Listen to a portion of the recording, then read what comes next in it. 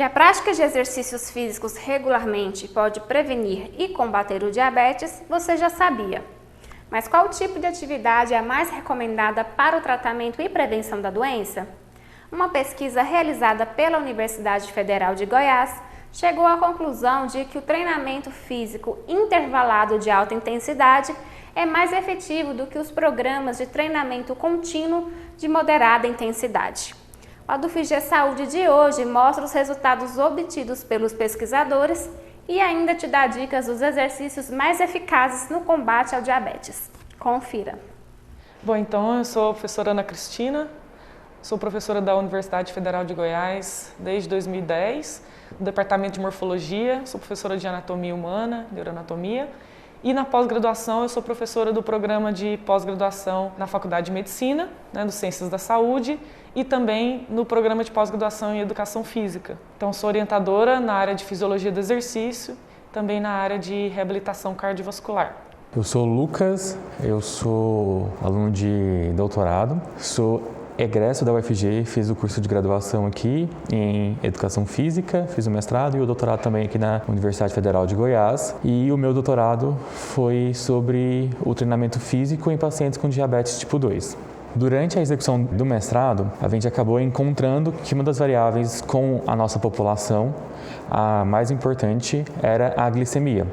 E aí a gente decidiu então partir para um público mais específico, que são as pessoas com diabetes tipo 2. E aí nós participamos de um evento em 2018, que era uma parceria entre a universidade e a Fundação Banco de Olhos de Goiás, que foi o terceiro mutirão dos diabéticos. E aí a partir desse evento nós fizemos a seleção e o recrutamento desses pacientes para poder trabalhar com eles, fazendo a proposição com exercício físico, tendo em vista que na grande maioria das vezes a principal forma de tratar esses pacientes é a partir dos medicamentos. E o exercício físico ele vem como uma outra alternativa que não precisa de medicamento e que tem se mostrado tão efetivo quanto ou até mais superior aos medicamentos que a gente tem hoje para essa população. A pesquisa do Lucas foi sob minha orientação, tanto no mestrado quanto no doutorado, e durante o mestrado ele teve um público-alvo que eram as mulheres com síndrome metabólica do município de Santo Antônio, que é um projeto em parceria com a professora Maria Sebastiana, aqui da FFD, da Faculdade de Educação Física, e do laboratório chama Lafins, o laboratório ao qual ela coordena.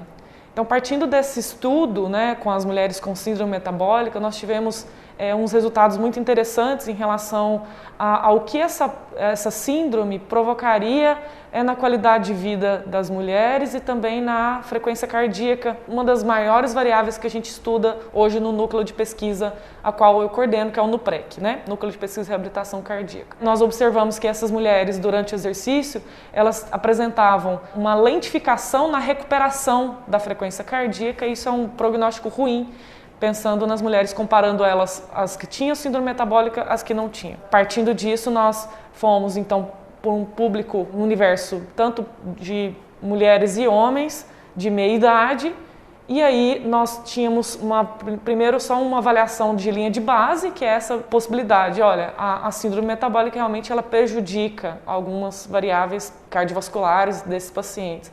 Então vamos partir para outra ideia, que é fazer um protocolo de exercício que possa fazer um efeito que venha amenizar os problemas causados por essa síndrome e aí especificamente pelo diabetes, que é a ideia que o Lucas colocando, que muitos pacientes, eles, mesmo com o uso de medicamento, não conseguiam controlar os seus níveis de glicemia, Hoje em dia nós já temos várias recomendações dos grandes órgãos, que vai recomendar que é necessário que todas as pessoas façam exercício físico, e aí a recomendação deles é em média de 150 minutos de intensidade moderada por semana, ou então de 75 minutos de atividade vigorosa por semana. E aí nós tentamos fazer uma proposição tendo em vista que a grande maioria das pessoas reclama da falta de tempo para poder fazer o exercício físico. Então, pensando nisso, nós fizemos a proposição de 2 protocolos de alta intensidade, fazendo a comparação com um protocolo de moderada intensidade. E aí, a partir disso, o nosso real interesse era mostrar que o treinamento de alta intensidade ele pode ser tão efetivo quanto outros tipos de exercícios, ou na verdade ele se mostrou mais efetivo do que o treinamento moderado, por exemplo. Então é extremamente importante a gente também levar em consideração que são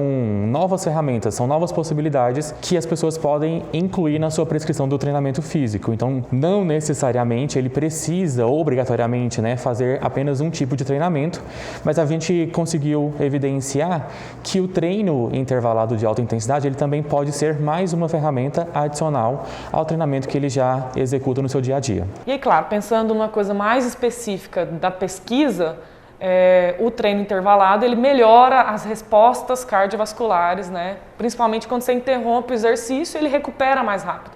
E essa recuperação é o que dá a adaptação do coração frente às cargas de esforço físico, né? Então, é isso que a gente tem buscado. Ele tem maior adaptação, então, do que um indivíduo que vai fazer aquela caminhada longa de 1h10, que não dá aquele estímulo tão grande no coração, né? Eu costumo dizer para os meus alunos que o coração ele precisa de estímulo, né? Ele não tem olho, ele precisa de estímulo, não é igual a gente que tem estímulo visual. E esse estímulo justamente é o aumento da frequência cardíaca, né? Hoje, para você conseguir a perda de peso, que foi um dos ganhos do nosso estudo, você precisa de ter um estímulo de frequência cardíaca que venha ativar o sistema simpático para ativar a lipálise, a quebra de gordura e tudo mais. Então eu consigo fazer sim um tempo menor dentro da sala de musculação e que também pode ser tão efetivo. Hoje em dia nós já compreendemos que não é necessário que a pessoa fique 1 hora, 2 horas na sala de musculação ou fazendo caminhada, que em pequenos tempos, mas fazendo o controle dessas variáveis, e aí é extremamente importante também levar em consideração que para isso eu preciso de um profissional que é capacitado para poder fazer essa prescrição adequada desse treinamento e eu consigo trabalhar. Hoje nós temos diversos estudos, né, que vão mostrar justamente, até mesmo lá no nosso grupo, que o treinamento intervalado de alta intensidade ele também pode ser feito na esteira, ele pode ser feito na bike, ele pode ser feito como se fosse uma corrida, ele pode ser feito ao ar livre, ele pode ser feito, né, com exercícios com peso corporal, ele pode ser feito na sala de musculação, ele pode ser feito até mesmo dentro da piscina hoje. Então eu tenho diferentes possibilidades e para isso eu preciso de realmente fazer esse controle e essa manipulação das variáveis desse tipo de treinamento.